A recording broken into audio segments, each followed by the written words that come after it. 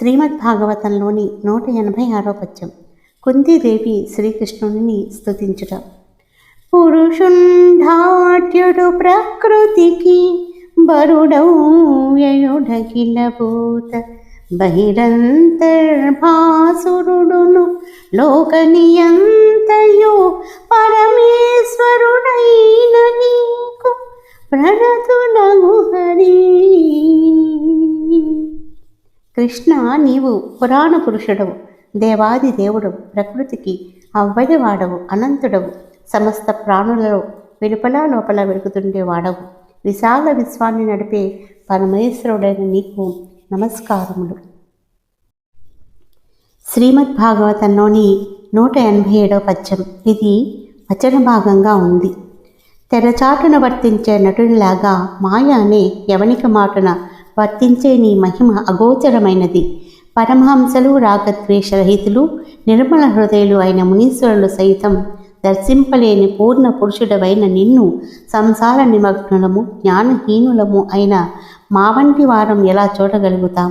శ్రీకృష్ణ, వాసుదేవ, దేవకీ నందన, నందగోపకుమార, గోవింద, పద్మనాభ, పద్మమాల విభూషణ, పద్మనయన, పద్మసంకాస చరణ, ఋషికేశ, భక్తిపూర్వకమైన నా ప్రణామాలు పరిగ్రహించు, నా విన్నపము మన్నించు. శ్రీమద్భాగవతంలోని 188వ పద్యం.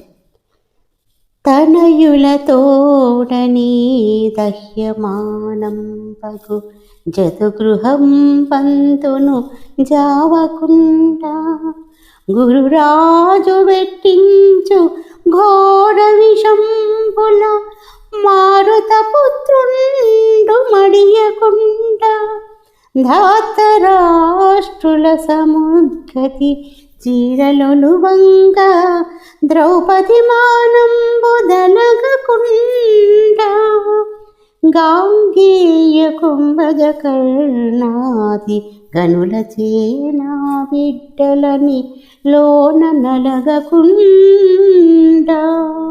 విరటు పుత్రిక కడుపులో వెలయుచూలు ద్రోణనందను శర్వహ్ని దృంగకుండ మరియు రక్షించితివి పెక్కు మార్గములను నిన్ను నేమని వర్ణింతు నీరజాక్ష.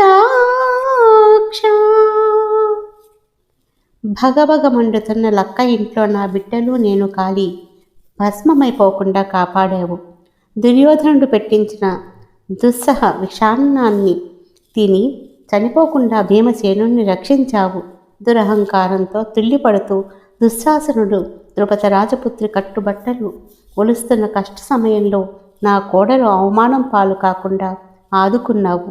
భీష్ముడు, ద్రోణుడు, కర్ణుడు మొదలైన యోధానుయోధుల వల్ల పోరాటంలో చేటు వాటిల్లకుండా నా బిడ్డలకు అడ్డుపడ్డావు. మళ్ళీ ఇప్పుడు గురుపుత్రుని శరాగ్ని జ్వాలలలో మ్రగ్గిపోకుండా చిట్టి తండ్రి ఉత్తర కడుపులోని కసుకందును కనికరించావు. ఇన్ని విధాలుగా నన్ను, నా బిడ్డలను కటాక్షించిన పొండరీకాక్ష, నిన్ను ఏ విధంగా కొనియాడేది? శ్రీ గోపాలకృష్ణ భగవానికి జై.